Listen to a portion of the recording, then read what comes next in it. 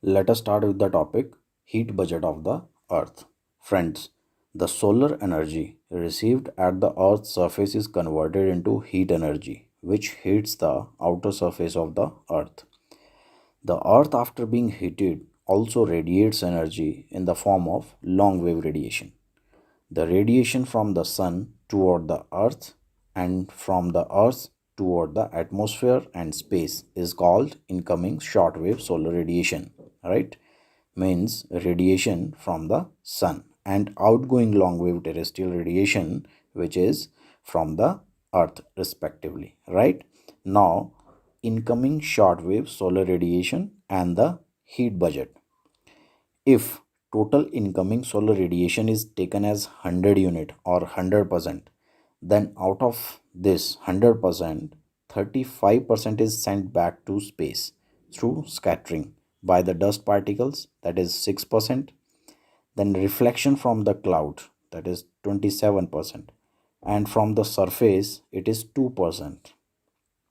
51% is received by the earth's surface, received as a direct radiation, right? And 14% is absorbed by the atmospheric gases and water vapors in different zones of the atmosphere. The 51% solar energy received by the earth comprises 34% as a direct solar radiation and 17% as a diffused daylight, right? The heat budget of the atmosphere comprises 48% of the solar radiation, wherein 14% is received through absorption of the shortwave incoming solar radiation and 34% is received from the outgoing long wave terrestrial radiation. Okay, here we can summarize it. Uh, Incoming shortwave solar radiation is equal to 100% amount lost to space through scattering and reflection, that is reflected by clouds 27%, reflected by ground 2%, scattering energy lost to space 6%, total 35%.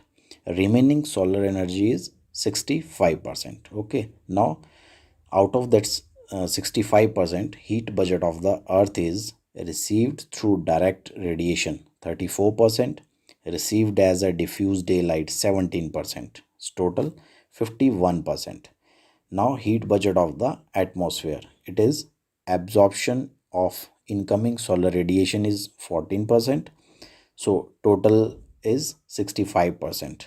And beside this, received from the outgoing terrestrial radiation is 34%. So the heat budget of the atmosphere is total 48%.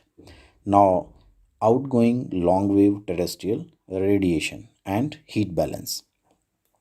After receiving energy from the sun, the earth also radiates energy out of its surface, its to atmosphere through long waves. Okay. The terrestrial radiation is also called effective radiation because it helps in heating the lower portion of the atmosphere. 23% 23% energy out of 51% energy which the earth has gained from the sun is lost through direct long wave outgoing terrestrial radiation, out of which 6% is absorbed by the atmosphere and 17% goes directly to the space, right? About 9% of the terrestrial energy is spent in convection and turbulence, and 19% is spent through evaporation, which is added to the atmosphere as a latent heat of the condensation. Thus, the total energy received by the atmosphere from the sun is 14% and the earth 34% becomes 48%, which is radiated to the space in one way or the other.